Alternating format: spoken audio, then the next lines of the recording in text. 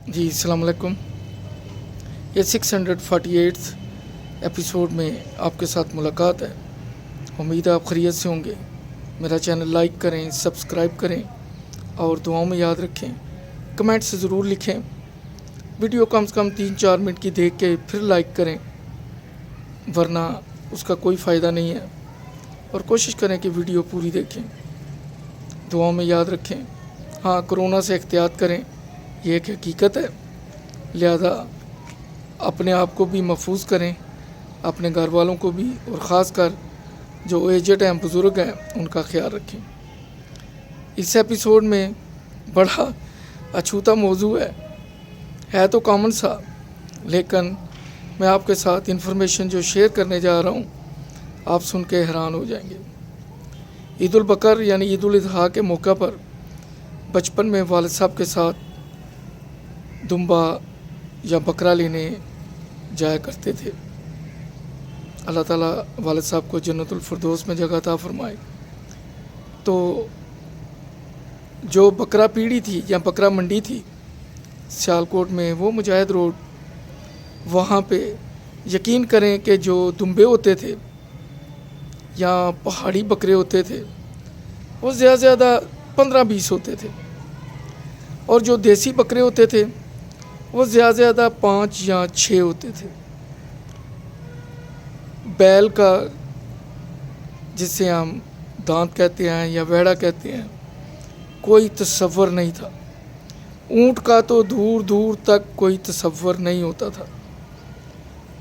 तो शहर भी इतना फैला हुआ नहीं था, आबादी भी बहुत कम थी, तो ख़रीदार भी चीदा चीदा होते थे।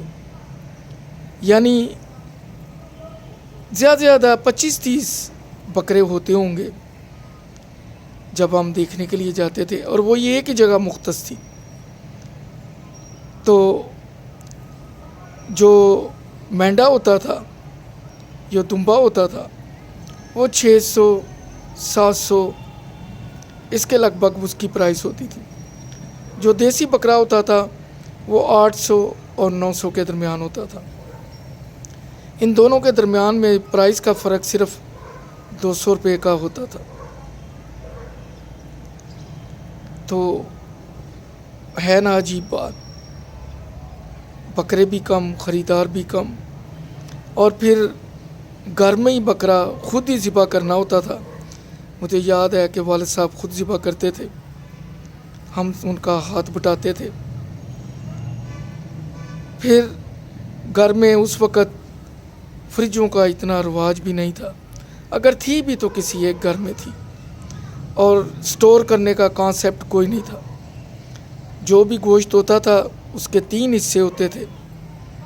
मुझे याद है, एक मोहल्ले में बांट दिया जाता था, एक अजीज़ो कारम में बांट दिया जाता था, और एक घर के लिए रख लिया जाता था। और चूँकि सुबह सुबह कुर्बानी हो जाती थी, तो कुछ गोश्त दोपहर को खाया जाता, कलेजी वगैरह सुबह खाई जाती, कुछ शाम को, और बस इतना रखते थे। चूँकि ख़राब होने का अंदेशा होता था, तो इतना रखते थे कि जो अगले दिन पका लिया जाए, या उसे रात के लेट नाइट पका के रख देते ताकि ख़राब ना हो।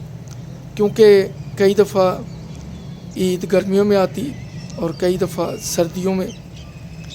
ये तकरीबन 30 साल बाद सर्दियों में, 30 साल बाद गर्मियों में, इस तरह प्रोसेस चलता है। हर साल 10 दिन का फ़र्क पड़ता है, 3 साल बाद 1 महीने का फ़र्क पड़ता है। ये सर्कल भी आप याद रखें। तो सारा गोश्त बांट दिया जाता था, स्टोर करने का कोई कॉन्सेप्ट नहीं था। जो चर्बी वगैरह होती थी वो जमा कर ली जाती थी, और जब कोई चीज़ बनानी होती थी तो उस चर्बी को तवे के कोनों पे रख लिया जाता था, तो वो पिघल पिघल के तवे के दरमियान आ जाती थी। तो अगर कोई कीमे की टिक्कियाँ बनानी है या कोई ऐसी डिश बनानी है, क्योंकि उस वक़्त डालडा घी बहुत कम था, लोग अगर घर में लाते भी थे तो اسے چھپا کے لاتے تھے. دیسی گھی تھا, مکھن تھا, یہ تھا اس وقت. اب آپ آج کے حساب سے دیکھ لیں کہ ہم کہاں پہنچ گئے ہیں. اور قربانی میں اور قربانی کے جانوروں میں اور گوشت بانٹنے میں کتنا فرق آ گیا ہے. اگلے ایپیسوڈ میں انشاءاللہ پھر ملاقات ہوگی. دعاؤں میں یاد رکھیے. میرا چینل سبسکرائب کیجیے, لائک کیجیے. اللہ حافظ.